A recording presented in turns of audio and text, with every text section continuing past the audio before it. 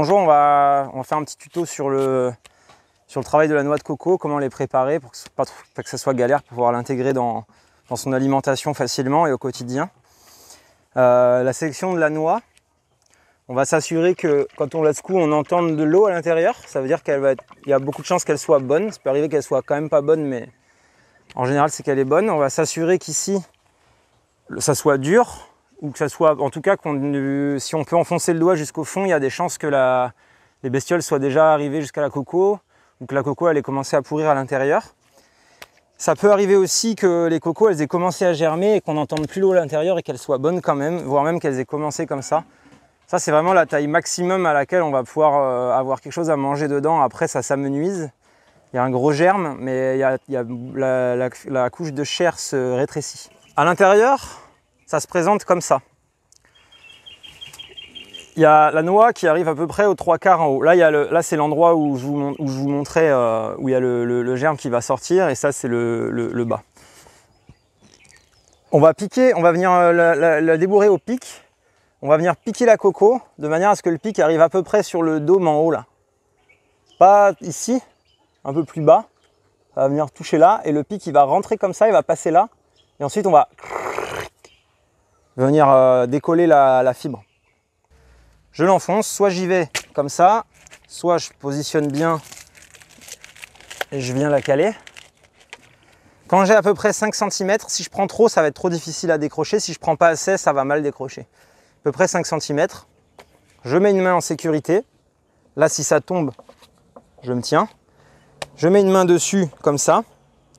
Je ne vais pas chercher à appuyer avec la force de mon bras. Ce n'est pas mon bras qui travaille. Mon bras, il est tendu. C'est le haut de mon corps, tout mon buste.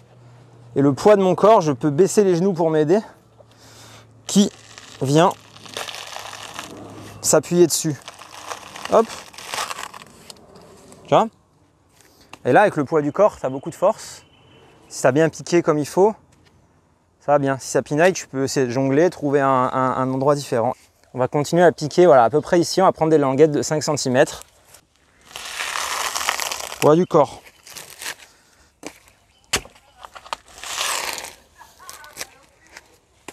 C'est fait en moins d'1 minute. Donc pour casser la coco, c'est facile. Là, il y a le petit germe, je l'enlève.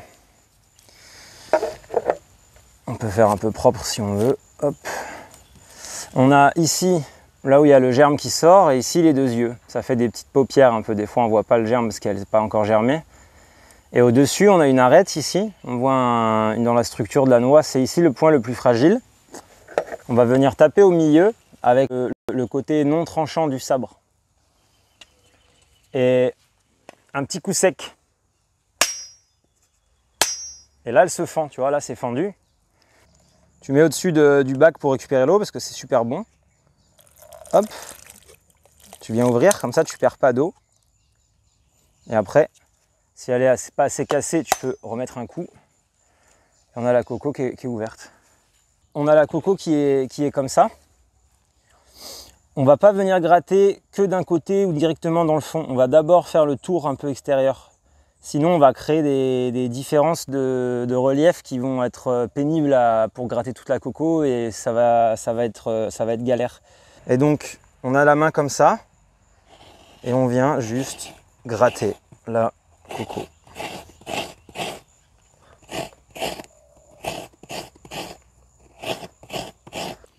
Là, on va faire un triangle comme ça.